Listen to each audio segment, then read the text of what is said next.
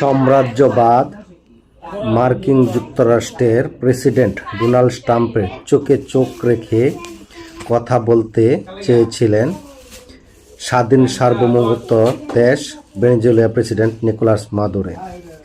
এরই অপরাধে তাকে আটক করা হয়েছে মাদক পাচারের অভিযোগে।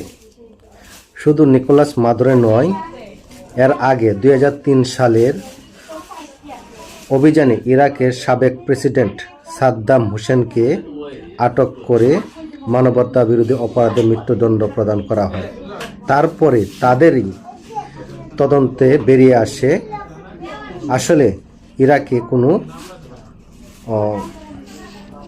গণবিধ্বংসী মারণাস্ত্র ছিল না।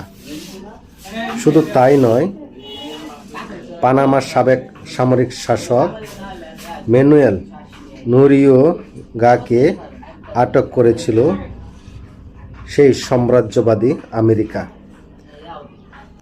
তারা বিভিন্ন সময় বিভিন্ন অজুহাতে বিভিন্ন দেশে অভিযান চালিয়ে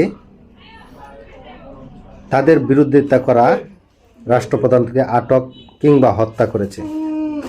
এর ব্যতিক্রম কিছুই নয়। ইরান তাদের চোখে চোখ রেখে কথা বলতেছে। এ কারণে ইসরায়েলকে লেলিয়ে দিয়ে তাদের ভিতরে বিভিন্ন সংঘাত তৈরি করেছে এবং হামলাও চালিয়েছে।